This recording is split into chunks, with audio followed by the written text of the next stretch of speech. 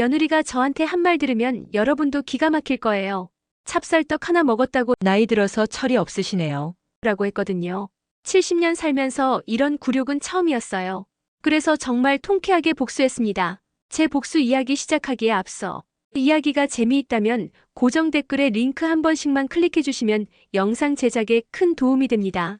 감사합니다. 지금부터 제 복수 이야기 시작하겠습니다. 저는 70년을 살아왔는데요. 그 중에서 가장 치욕스럽고 분노가 치밀었던 날이 바로 그날이었어요. 찹쌀떡 하나 때문에 제가 며느리한테 개처럼 쫓겨났거든요. 아직도 그 순간을 생각하면 온몸이 떨려요. 그날 아침부터 얼마나 설레던지. 아들이 요즘 힘들어 보인다고 해서 갈비찜하고 잡채, 멸치볶음까지 정성껏 만들었어요. 새벽 5시부터 일어나서 장을 보고 하나하나 정성을 다해서 만들었다고요. 아들 얼굴 보고 싶고 손주들 얼굴도 보고 싶어서 가슴이 두근거렸어요. 화장도 했어요. 70년 살면서 언제 화장을 제대로 해봤겠어요. 립스틱까지 발라가지고 거울 앞에서 괜찮나 확인하고 마치 첫 데이트 나가는 것처럼 설렜다니까요. 무거운 반찬 가방 들고 아들 집 앞에 도착했을 때 초인종 누르는 제 손이 떨렸어요. 곧 아들이 나와서 어머니 왔네 하면서 안아줄 거라고 생각했거든요. 그런데 나온 건 며느리였어요. 표정부터가 시큰둥하더라고요. 인사는 대충 하고 스마트폰만 보고 있는 거예요. 제가 정성껏 만든 반찬들 들고 왔는데 쳐다보지도 않아요. 아들은 어디 있냐고 물어보니까 회사 일이 있어서 나갔다는 거예요. 손주들도 학원 간다면서 바로 나가버리고 결국 저 혼자 넓은 거실에 덩그러니 앉아있게 됐어요. 며느리는 친구 만나러 간다면서 화장하러 들어가더라고요. 그때 거실 테이블 위에 예쁜 상자가 하나 있었어요. 호기심에 열어봤더니 찹쌀떡이 들어있더라고요. 아, 이거 맛있겠다 싶어서 하나만 먹었어요. 그냥 하나만요. 그런데 며느리가 갑자기 나타나서는 뭐 하는 거냐면서 소리를 지르는 거예요. 그 찹쌀떡이 얼마나 비싼 건지 아느냐고. 특별히 주문한 건데 어떻게 남의 것을 함부로 먹느냐고. 저는 정말 깜짝 놀랐어요. 찹쌀떡 하나 먹었다고 이렇게 화를 내다니. 미안하다고 사과했는데도 계속 소리를 지르더라고요. 그러더니 이런 말을 하는 거예요. 어머니는 정말 예의가 없으시네요. 남의 집에 와서 함부로 음식을 집어먹다니. 나이 들어서 철이 없으신 건가요? 그 말을 듣는 순간 머리가 하얘졌어요. 70년을 살면서 이런 모욕을 당한 적이 없었거든요. 아들을 위해서 평생을 희생하며 살아온 제가 며느리한테 이런 대접을 받다니. 더 충격적인 건 그 다음이었어요. 이제 그만 가세요. 오늘은 손님이 와요. 어머니가 계시면 불편하거든요. 이 말을 듣고 저는 정신이 나갔어요. 그래도 꾹 참고 일어났어요. 가져온 반찬들이라도 냉장고에 넣어두고 가려고 했는데 며느리가 그것도 가져가라는 거예요. 냉장고가 좁다면서. 그 순간 정말 숨이 막혔어요. 가슴이 터질 것 같았고 눈앞이 캄캄해졌어요. 이게 꿈인가 싶었는데 현실이더라고요. 결국 무거운 반찬 가방을 다시 들고 나왔어요.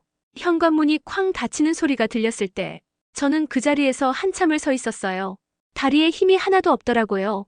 아파트 복도에서 혼자 서 있는 제 모습이 얼마나 초라했는지 70년을 살면서 이런 굴욕을 당할 줄 몰랐어요. 찹쌀떡 하나 때문에요. 정말 찹쌀떡 하나 때문에 이런 일이 벌어진 거예요. 집에 돌아와서는 며칠 동안 잠도 못 잤어요. 계속 그 장면이 떠올라서 며느리가 저한테 한 말들이 귓가에서 맴돌았어요. 정말 미칠 것 같았어요. 그때 깨달았어요. 제가 아들한테 얼마나 많은 것을 해줬는데 이게 제가 받는 대가구나. 찹쌀떡 하나 먹었다고 개처럼 쫓겨나는 게 제 인생이구나. 그날 밤부터 제 인생을 다시 생각해보기 시작했어요. 정말 억울하고 분하더라고요. 70년을 살면서 언제 제 자신을 위해서 살아봤나? 아들만 보고 살았잖아요. 남편이 일찍 돌아가시고 나서 30대에 홀로 아들을 키우느라 얼마나 고생했는데 새벽부터 밤늦게까지 채소 장사를 했어요. 손이 얼어서 감각이 없을 때도 있었고 비 오는 날에도 우산 쓰고 장터에 나갔어요. 아들 교육비 마련하느라 하루도 쉬지 않고 일했어요. 대학교 보내고 싶어서 좋은 직장 다니면서 행복하게 살았으면 해서 제 몸이 부서져도 아들만 잘 되면 된다고 생각했어요. 아들이 결혼할 때도 그랬어요. 제가 평생 모은 돈으로 집을 사줬거든요. 제 노후 자금까지 다 털어서 아들이 좋아하는 모습을 보니까 너무 뿌듯했어요. 며느리가 첫째 낳을 때도 얼마나 도와줬는데 산후조리원비도 제가 댔고 아이 키우는 동안 계속 용돈도 드렸어요. 둘째 낳을 때도 마찬가지였고요. 그런데 지금 와서 생각해보니까 고마워한 적이 한 번도 없었어요. 당연하다는 듯이 받기만 했어요. 제가 해준 것들을 전부 당연하게 여겼다고요. 특히 며느리는 정말 심했어요. 제가 뭘 해줘도 시큰둥하고 늘 불만 섞인 표정으로 저를 봤어요. 마치 제가 자기들 돈을 빼앗아가는 것처럼. 손주들도 저를 만만하게 보더라고요. 할머니라고 부르긴 하지만 진짜 친근함은 없었어요. 엄마가 저에 대해 뭔가 안 좋게 말한 게 분명해요. 아이들이 저를 피하는 기색이 보였거든요. 그날 밤 정말 많이 울었어요. 왜 이렇게 살았나 싶어서, 제 인생이 뭐였나 싶어서, 아들만 보고 살았는데 결국 이게 제 결말이구나. 그러면서 결심했어요. 이제는 정말 제 자신만을 위해서 살겠다고. 아들이고 며느리고 손주고 다 필요 없다고. 70년을 남을 위해 살았으니까 이제는 저를 위해 살겠다고. 다음날 바로 은행에 갔어요. 제가 얼마나 가지고 있는지 확인해 보려고. 평생 모은 돈이 얼마인지 정확히 알고 싶었어요. 앞으로 제 혼자 살 계획을 세우려고요. 은행에서 통장 정리를 해보니까 생각보다 많더라고요. 아들한테 다 퍼줬다고 생각했는데 아직도 제법 많이 남아 있었어요. 그 돈을 보니까 마음이 편해지더라고요. 이 돈으로 제가 원하는 대로 살 수 있겠구나. 더 이상 아들 눈치 보지 않고 며느리 비위 맞추지 않고 친구 영숙이한테 전화해서 만났어요.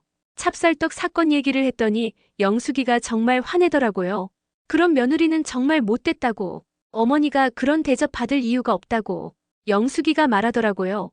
언니, 이제 정말 언니 인생 사세요. 아들한테 기댈 생각 말고 언니가 행복하게 사는 게 중요해요. 그 말을 듣고 정말 마음이 확고해졌어요. 네, 이제 정말 제 인생을 살겠어요. 70년 동안 남을 위해 살았으니까 이제는 저만을 위해서 살겠어요. 그날부터 제 인생을 완전히 바꾸기로 했어요. 가장 먼저 한 일이 집을 파는 거였어요. 평생 살던 집이지만 미련이 없더라고요. 오히려 빨리 처분하고 싶었어요. 부동산 중개업소에 전화했어요. 최대한 빨리 팔고 싶다고 했더니 가격을 좀 낮춰야 한다고 하더라고요. 괜찮다고 했어요. 돈보다 빨리 처분하는 게 중요했거든요. 중개업자가 집을 보러 왔는데 생각보다 상태가 좋다면서 금방 팔릴 거라고 하더라고요. 정말 일주일도 안 돼서 계약이 들어왔어요. 매매 계약서에 사인하는 순간 정말 후련하더라고요. 그 집에는 아들과의 추억이 많이 담겨 있었는데 이상하게 아쉽지가 않았어요. 오히려 과거에서 벗어나는 기분이었어요. 새로운 시작을 위한 첫 번째 단계 같았거든요. 아들한테 전화가 왔어요. 어머니 집을 팔았다고 들었는데 사실이냐고. 팔았다고 했더니 난리가 났어요. 왜 상의도 안 하고 그런 결정을 했느냐고. 상의요? 제 집을 제가 파는데 왜 상의를 해야 해요? 아들이 그러더라고요. 어머니 혼자 살기 힘드실 텐데 어떻게 하시려고 그러냐고. 저는 차갑게 대답했어요. 제 일은 제가 알아서 할 테니까 걱정하지 말라고. 더 이상 아들한테 신세질 생각도 없다고. 앞으로는 연락하지 말라고 했어요. 며느리도 집으로 찾아왔어요. 완전히 화가 머리끝까지 난 상태였어요. 어머니가 어떻게 이런 일을 하실 수 있냐고. 자기들 생각은 안 하시냐고. 정말 어이가 없더라고요. 자기들 생각이요? 찹쌀떡 하나 먹었다고 개처럼 쫓아낸 사람이 이제 와서 자기들 생각을 하라고요? 며느리가 그러더라고요. 그 집은 나중에 자기들이 물려받을 집인데 어머니가 함부로 팔면 안 된다고. 정말 뻔뻔하더라고요. 제가 딱 잘라서 말했어요. 제 재산은 제가 마음대로 할 거예요. 아들이고 며느리고 상관없어요. 앞으로는 단 한 푼도 기대하지 말라고. 그러고 나서 다른 재산들도 정리하기 시작했어요. 시골에 있는 땅도 팔고 적금도 모두 해지했어요. 아들한테 줄 생각이 전혀 없으니까 깔끔하게 정리하고 싶었어요. 며칠 후에 아들이 또 찾아왔어요. 이번에는 사과하러 왔다고 하더라고요. 며느리가 잘못했다고, 어머니한테 죄송하다고. 하지만 저는 믿지 않았어요. 진심으로 사과하는 게 아니라 돈 때문에 온 거잖아요. 제가 재산을 다 정리한다고 하니까 급해진 거예요. 아들이 울면서 사과했어요. 어머니 말씀이 맞다고, 자기들이 너무 심했다고, 용서해달라고 했어요. 그런데 왜 진심으로 들리지 않을까요? 정말 미안하다면 왜 지금까지 연락도 안 했을까요? 제가 재산 정리한다는 소식을 듣고서야 찾아온 거잖아요. 다 늦었어요. 저는 아들한테 말했어요. 이제 와서 사과해도 소용없다고. 이미 제 마음은 정해졌다고. 앞으로는 연락하지 말라고. 아들이 가면서 하는 말이 어머니 혼자서 어떻게 사시려고 그러냐고 걱정된다고 하더라고요. 하지만 그것도 진심이 아니라는 걸 알아요. 제가 가진 돈이 얼마인지 계산해 보니까 혼자 살기에는 충분했어요. 아들한테 기대지 않고도 편안하게 살 수 있을 만큼 오히려 마음이 홀가분해졌어요. 집을 정리하고 나서 새로운 곳을 찾기 시작했어요. 실버타운을 알아보기로 했어요. 혼자 살기에는 그런 곳이 좋을 것 같더라고요. 여러 곳을 견학 다녔어요. 마침내 마음에 드는 곳을 찾았어요. 교통도 편리하고 사람들도 활기찼어요.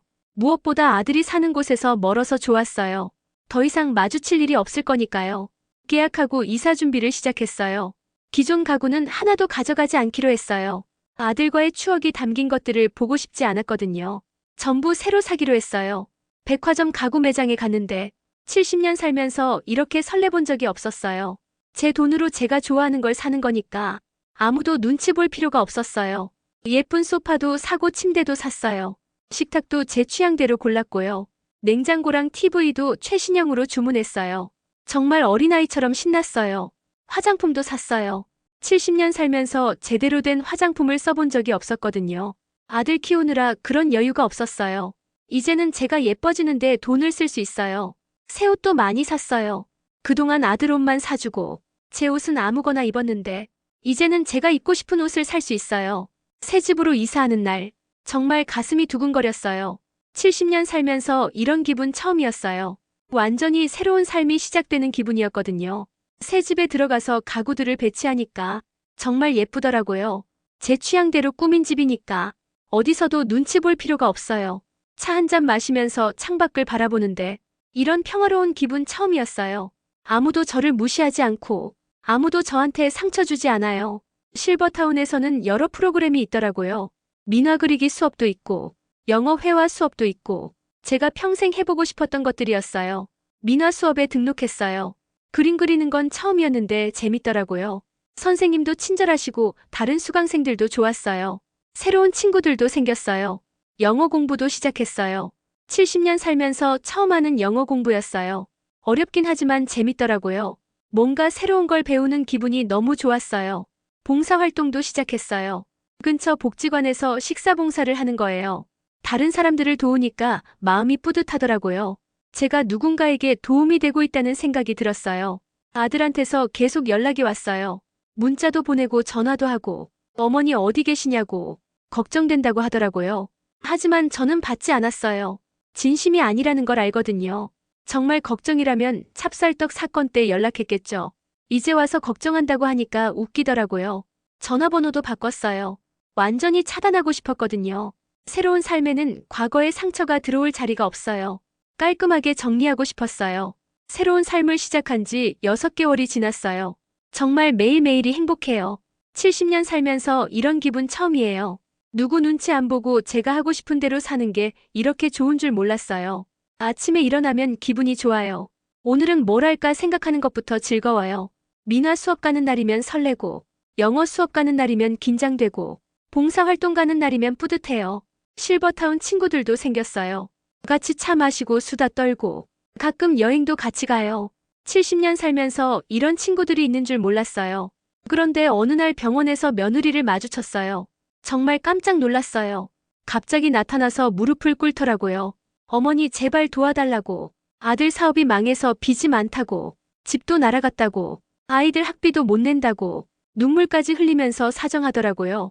그런데 왜 마음이 움직이지 않을까요? 예전 같았으면 가슴이 아파서 바로 돈을 꺼내줬을 텐데 이상하게 아무 감정이 없더라고요. 며느리가 그러더라고요. 찹쌀떡 일은 정말 죄송했다고. 자기가 너무 심했다고. 용서해달라고. 하지만 너무 늦었어요. 진심으로 사과할 때는 언제였고 이제 와서 돈이 필요하니까 사과하는 거잖아요.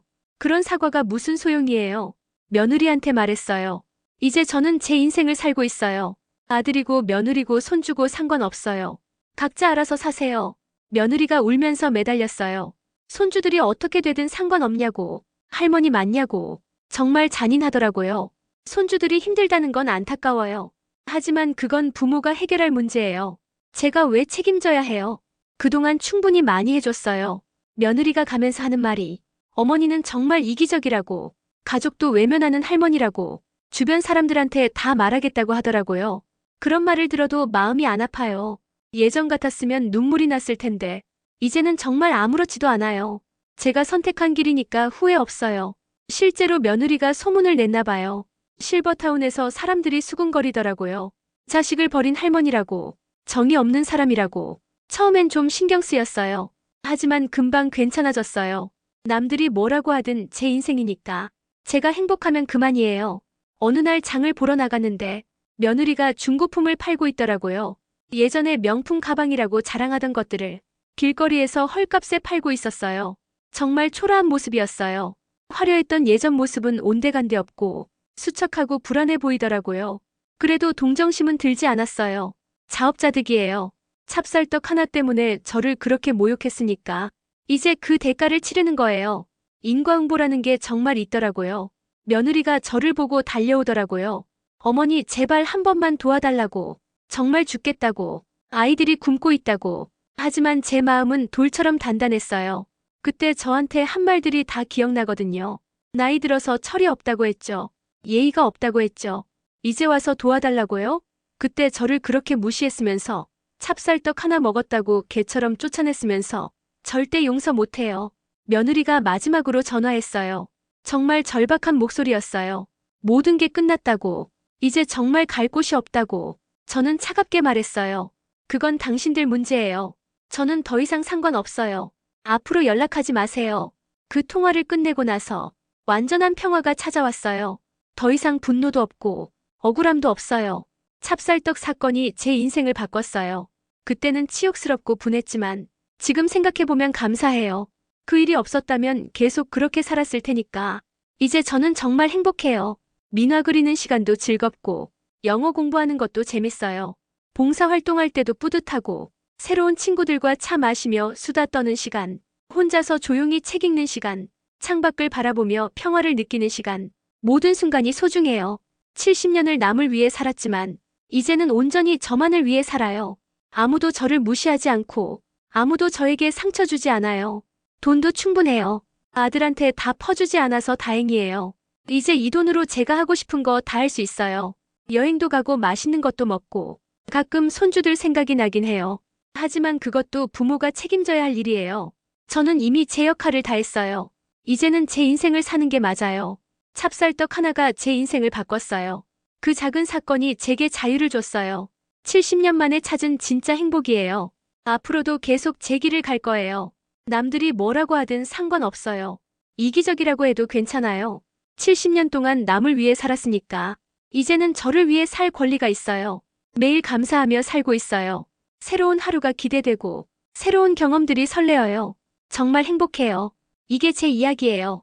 찹쌀떡 하나 때문에 시작된 70세 할머니의 독립선언문이에요. 후회는 없어요. 절대로요. 어둠이 깊을수록 새벽은 더 밝게 올 테니까요.